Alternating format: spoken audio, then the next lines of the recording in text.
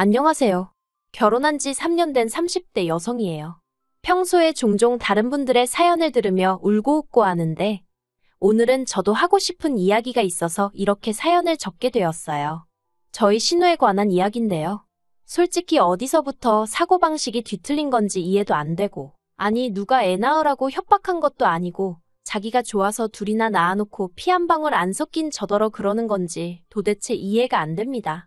그래도 남편 누나라서 차마 어디 가서 속 시원히 말 한 번 못했던 이야기예요. 남편과 저는 봉사활동을 하다가 알게 된 사이입니다. 먼저 제가 봉사활동을 하게 된 계기는 당시 저는 나고 자란 고향을 떠나 서울에서 직장 생활을 하고 있었는데요. 언젠가부터 단순하게 친구들하고 만나서 놀고 그러는 거 말고 뭔가 좀 더 의미 있는 일, 사회에 도움이 될 만한 일을 하고 싶더라고요. 그렇게 생각만 하다가 우연히 기회가 닿아 보육원에서 봉사활동을 하게 되었어요. 반면에 남편은 당시 다니고 있던 회사가 제가 봉사활동하던 보육원에 도움을 주고 있었거든요. 그래서 반강제로 봉사활동도 참여하게 되었다고요. 남편이 하는 말이 주말에는 쉬고 싶은 마음뿐이었는데 보육원에서 봉사활동을 하게 되는 바람에 진지하게 회사를 관둘까 그런 생각까지 했었다대요. 하지만 저를 발견하곤 그러지 않아서 천만다행이라고 생각했다나요? 저희 남편이 원래 너스레가 심해요. 아무튼 그곳에서 만나서 남편이 먼저 저에게 호감을 표현해왔고 그렇게 저희는 봉사도 하고 사랑도 만들어갔습니다. 그리고 2년이 지나서 부부의 영까지 맺게 되었고요. 결혼 당시 시댁이나 친정에서 크게 도움을 받은 건 없어요. 일단 시댁의 경우 아버님은 지병으로 인해 제대로 된 사회활동을 할 만한 상황이 못 되었고 어머님은 그런 아버님을 돌보고 신혼의 애들을 키워주시느라 따로 어디 가서 돈 벌고 하실 상황이 아니었어요.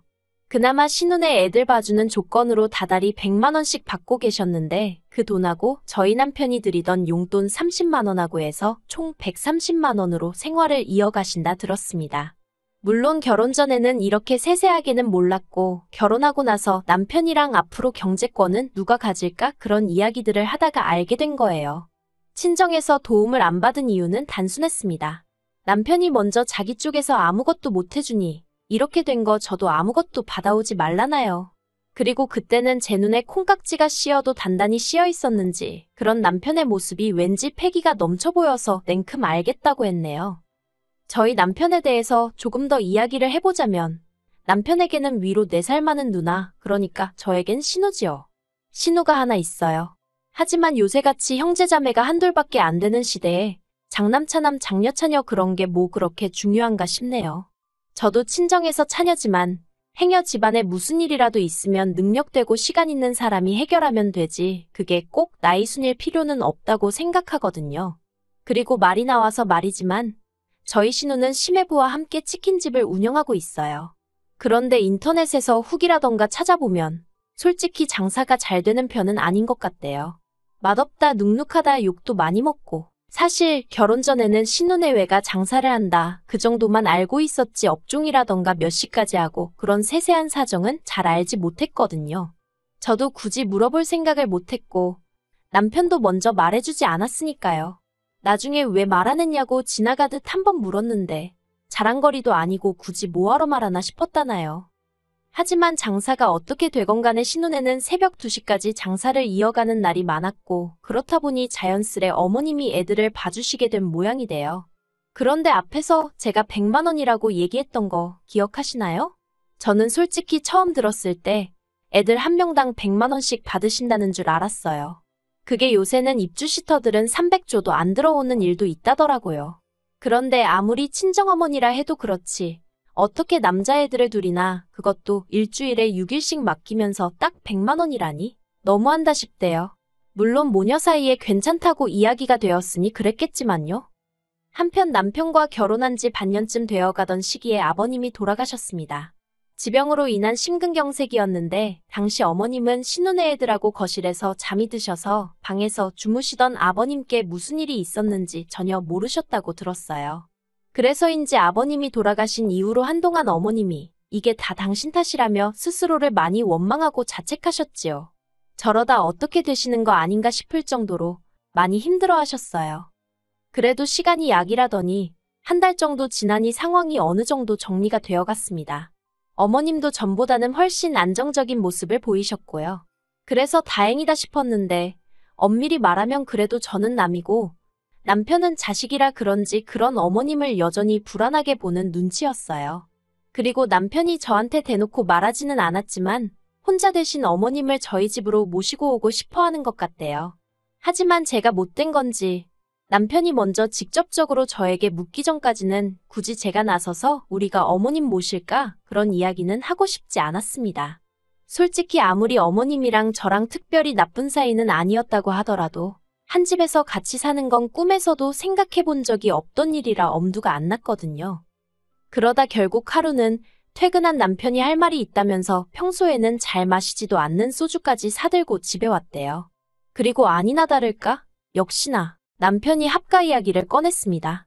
우리가 결혼도 반반했고 효도도 셀프로 하기로 하긴 했지만 그래도 지금은 특수한 상황이지 않냐면서 이번 한 번만 자기 입장에서 생각해주면 안 되겠냐고요.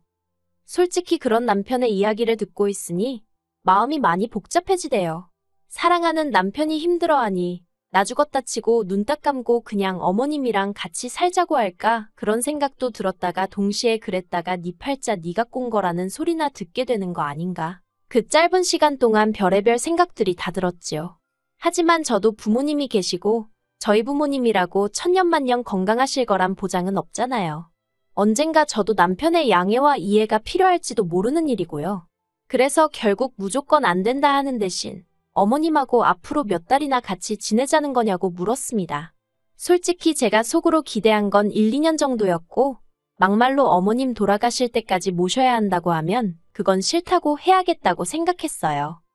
그런데 남편이 화색을 보이며 일단 1년 정도 살아보고 같이 더 살지 말지는 그때 가서 정하면 안 되겠냐대요. 제 말은 그런 뜻이 아니었는데 아차 싶었습니다. 하지만 너무 기뻐하는 남편을 보고 있으니 싫다 소리를 차마 못하겠더라고요. 그래서 일단은 알겠다고 한번 생각해보겠다 했지요.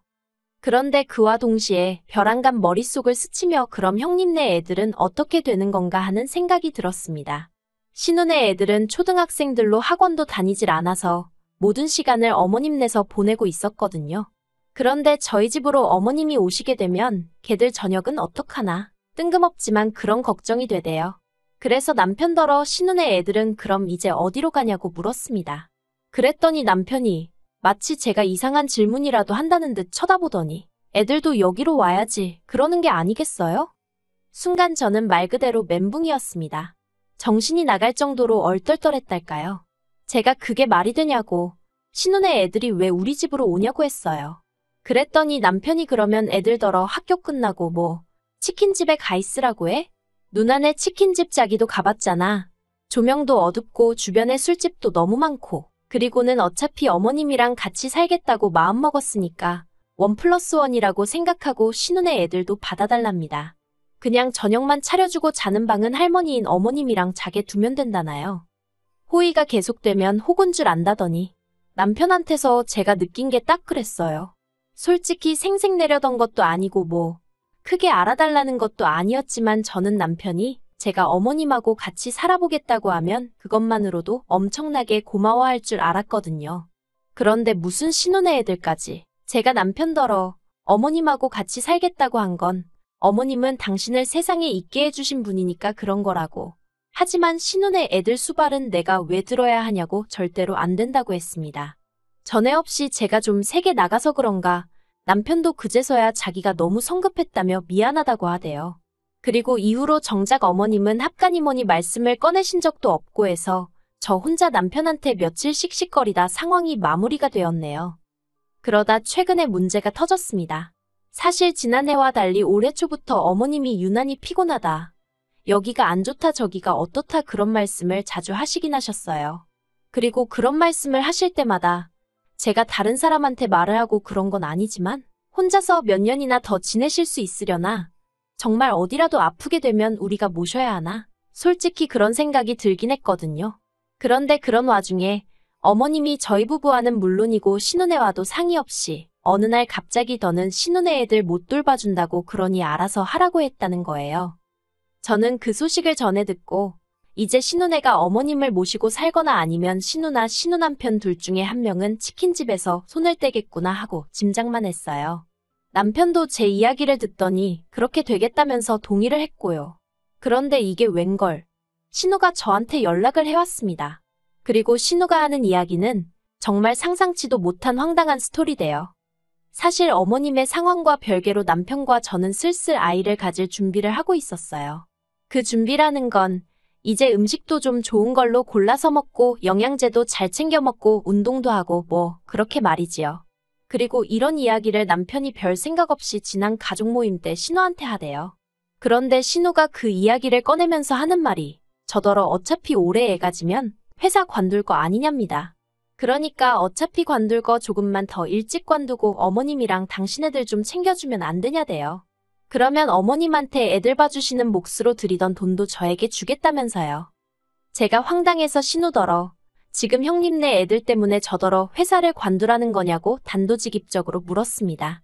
그러자 신우가 꼭 그런 건 아니지만 제가 조금만 배려를 해주면 어머님도 그렇고 자기네도 그렇고 상황이 나아진다는 뜻이래요. 그러면서 제 결정에 두 가정의 목숨이 달려있다나요? 솔직히 신우가 회사 생활을 안 해봐서 회사의 출산휴가라던가 육아휴직을 잘 모르나 싶기도 하고 그래서 신우한테 조목조목 설명을 해줬어요. 저는 육아휴직이 보장되는 회사에 다니고 있고 혹시나 나중에 복직을 하는데 상황이 여의치 않아서 퇴사를 하게 되면 그때는 권고사직 처리가 되기 때문에 실업급여도 얼마 받을 수 있다. 근데 지금 관두면 저는 말 그대로 아무것도 못 받는다. 그러니 형님 말씀대로 해드릴 수가 없다. 그렇게 딱 잘라 말했지요. 그랬더니 신우가 또 한다는 말이 그래서 내가 한 달에 100만 원씩 준다고 하잖아 그럽니다. 어처구니가 없어서 솔직히 어디 가서 제 입으로 얼마를 벌고 어쩌고 그런 이야기하는 거 별로 안 좋아하거든요. 사람들 반응이 씁쓸한 게 자기들 생각보다 적게 벌면 무시하고 자기들 생각보다 많이 벌면 인정을 안 해주고 어느 쪽 반응이든 기쁘지가 않아서 언젠가부터 수입에 있어서는 말을 아끼고 있어요. 그런데 신우가 계속 그놈의 100만 원을 들먹이면서 저를 설득하려고 드니까 나중엔 화가 다 나더라고요. 그래서 신우더러 형님, 저 한 달에 400씩 벌어요. 그랬습니다. 그러자 신우가 저를 황당하다는 듯 쳐다보더니 그래서 100만 원은 뭐 돈 같지도 않다는 거야 하고 시비를 거는 게 아니겠어요. 그때 깨달았습니다. 지금 신우랑 아무리 이야기를 해도 해결되는 일은 하나도 없이 나 혼자 화만 나겠다는 사실을요. 그래서 신우더러 순리대로 살라고 했습니다. 애는 애 엄마가 키우는 게 맞지. 할머니한테 맡겼다가 이제 외숙모한테 맡길 생각을 하시느냐고. 그렇게 불쌍한 애 이손저손 타게 하지 마시고 이참에 아이랑 한번 시간을 보내보시라 했습니다. 그랬더니 신우가 저더러 애도 없는 게 아는 척 하지 말라고 또 한 소리 하대요. 그리고 저도 더는 신우의 막말을 듣고만 있을 수가 없어서 애가 있어도 아무것도 모르는 형님보단 제가 나은 것 같다고 받아쳐버렸어요. 그랬더니 이제 신우가 돈 좀 번다고 사람 무시하냐? 너 내가 장사한다고 무시하는 거지 하고 온갖 억지를 써대더라니까요. 결국 결론부터 이야기하자면 신우는 치킨집에서 나와 지금 집에서 애 키우며 살림하고 있어요. 저 때문에 외벌이가 되어 먹고 살기가 빡빡하다는 말도 안 되는 소리를 하면서 저희 남편더러 생활비를 보태달라고 했었답니다. 저한테는 비밀로 하고요. 하지만 저희 남편은 저에게 비밀이란 없는 사람이라 제가 신우더러 경제권은 제 손에 있으니 돈 관련 이야기는 저한테 하셨으면 좋겠다고 문자 한 통 보냈습니다. 그랬더니 답장도 없대요. 그리고 어머님은 저희 남편이나 신우 둘 중 그 누구와도 합가를 하지 않으셨어요. 어머님은 당신은 애시당초 합가의 뜻이 없었는데 왜 당신 딸이 오바를 한지 모르겠다면서 저한테 괜히 안 들어도 될 욕을 먹었다고 미안하다 해주셨습니다. 남편도 나중에서야 신우가 저에게 퍼부은 막말을 듣게 되었고 저한테 정말 저런 누나를 둬서 미안하다며 몇 번이고 사과를 해왔고요. 저는 신우가 밉고 재수없는 거지 남편한테는 그 정도로 나쁜 감정은 아니었거든요. 그래서 남편더러 조금만 더 나를 챙겨달라고 부탁하곤 더는 따져묻지 않기로 했어요. 지금은 신우네와는 왕래하지 않고 오로지 어머님하고만 한 달에 한두 번씩 만나며 적당한 거리를 유지하고 지내는 중입니다.